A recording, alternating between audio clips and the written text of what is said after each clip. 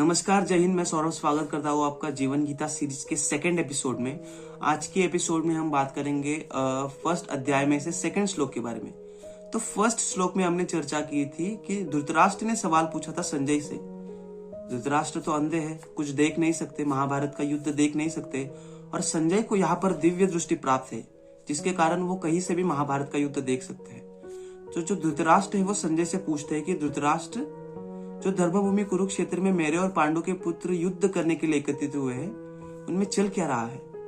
तो इस सेकंड श्लोक में संजय उसका आंसर करते हैं। संजय बोलते हैं, संजय उवाच दृष्टवा तु पांडवानिकं व्यूढ़ दुर्योधनस्तदा आचार्यमुपसंगम्य राजा वचनम नब्रवी। अब अर्थ क्या है इसका? इसका अर्थ है संजय उवाच, संजय बोले, क्या बोले? दृष्टवा तु पांडवानिकं व्यूढ़ दुर्योधनस्तदा, दुर्योधन ने पांडव को व्यू को देखा। आचार्यमुपसंगम्य, आचार्य के पास गए। आचार्य कौन?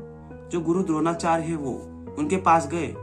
राजा वचनम नब्रवी, और कुछ वचन कहे, कुछ बोले। अब क्या बोले वो तो हमें अगले श्लोक में पता चलेगा। बट यहाँ पर दो तीन चीजें समझने वाली है। एक तो है व्यू। व्यू मतलब क्या? देखो, व्यू एक लड़ने की टाइप होती है, एक ऐसी सेना की टाइप होती है। सेना एक ऐसा आकार बना लेती है। आपने चक्रव्यूह के बारे में वगैरह सुना होगा, तो उस टाइप के होते हैं व्यू, दुश्मन पर आक्रमण करने के लिए। ओके, तो वो होता है व्यू। और यहाँ पर सेकेंडली है संजय का कैरेक्टर। मतलब हमें गीता में आगे बहुत जगह देखने को मिला कि संजय उवाच, संजय उवाच, संजय कौन? तो ये संजय कौन है ना? और संजय का काम क्या है यहाँ पर? देखो, संजय एक धृतराष्ट्र के एडवाइस मिनिस्टर है और वेद व्यास जी के शिष्य है, जिनके कारण उन्हें दिव्य दृष्टि मिली है।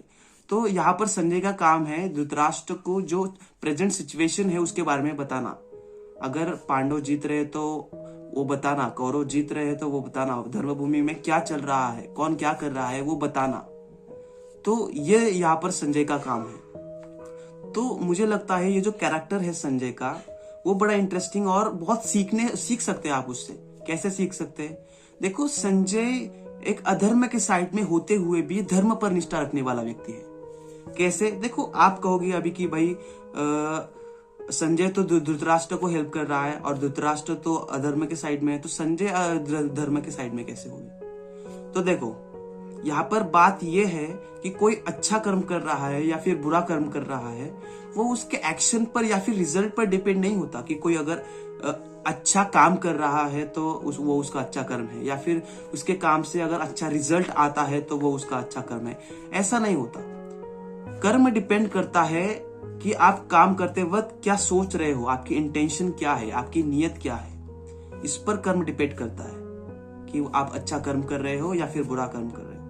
देखो, जिसके हाथ में चाकू हो, जरूरी नहीं कि वो बुरा आदमी है, उसका वो बुरा कर्म करके आया है ना?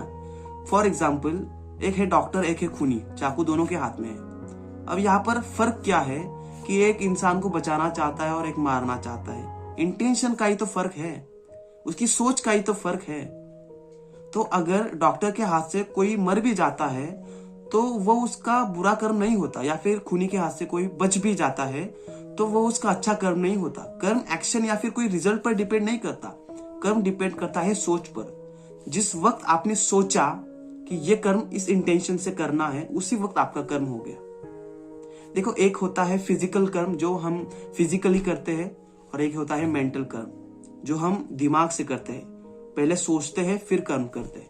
तो फिजिकल कर्म, इससे कोई कर्म की पहचान नहीं होती कि वो अच्छा कर्म है या फिर बुरा कर्म है। गलती से भी कोई हो सकता है ना, तो वो नहीं हुआ, वो नहीं हम कह सकते। बट जब हम कुछ सोचते हैं, और वो सोच पर डिपेंड करता है कि वो अच्छा कर, अगर वो सोच अच्छी है और काम अगर बुरा भी होता है कुछ, तो वो उसका अच्छा कर्म होता है। जैसे अगर डॉक्टर ऑपरेशन करते करते पेशेंट मर भी जाता है तो वो उसका बुरा कर्म नहीं होता, क्योंकि उसकी इंटेंशन तो अच्छी थी ना, बचाने की थी ना। तो कर्म इस पर डिपेंड करता है। तो यहाँ पर संजय क्या कर रहे हैं, ध्यान से देखो ना। संजय यहाँ पर उनका कर्तव्य कर रहे हैं, उनका काम कर रहे हैं। उनका काम क्या है? धृतराष्ट्र को बताना कि धर्मभूमि में क्या चल रहा है, प्रेजेंट सिचुएशन क्या है, बताना। तो भले ही वो अधर्म के साइड में हो, बट उनकी जो नीयत है वो धर्म के साइड में है। उन्हें लगता था पहले कि ये युद्ध ना हो, है ना, धर्म के साइड में थे वो। जब श्री कृष्ण शांति संदेश लेके आए थे हस्तिनापुर की, भाई पांडवों को 5 गांव दे दो, ये युद्ध नहीं करेंगे पांडव, ओके। तो वहां पर संजय ने भी कन्विंस करने की कोशिश की थी धृतराष्ट्र को कि महाराज ये युद्ध रोक दीजिए, 5 गांव दे दीजिए। बट पुत्र मोह के कारण धृतराष्ट्र की कुछ चली नहीं वहां पर, है ना। तो ऐसा नहीं है कि संजय वो बुरा कर्म कर रहे हैं, कुछ धृतराष्ट्र को बता रहे कुछ तो वो बुरे हुए, है ना। देखो कर्म डिपेंड करता है सोच पर। देखो महाभारत में बहुत लोग श्री कृष्ण को कहते हैं कि भाई तुमने पांडव को छल से जिताया है ना। भीष्म को छल से मारा है, दुर्योधन को छल से मारा है, द्रोणाचार्य को छल से मारा है, कर्ण को छल से मारा है, ये कहते हैं सब श्री कृष्ण से।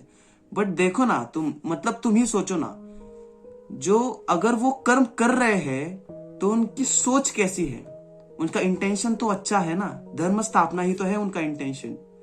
उसके लिए उन्हें कुछ भी कर्म करना चाहिए तो वो करेंगे ना।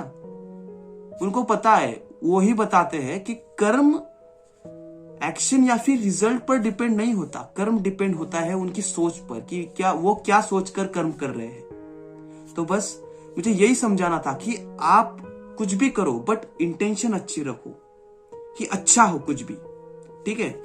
तो ये हम संजय से सीख सकते हैं। तो बस आज के वीडियो के लिए बस इतना ही। अगर ये वीडियो आपको पसंद आती तो लाइक शेयर सब्सक्राइब कीजिए। मिलते हैं आपसे अगली वीडियो में अगले श्लोक के लिए, तब तक धन्यवाद।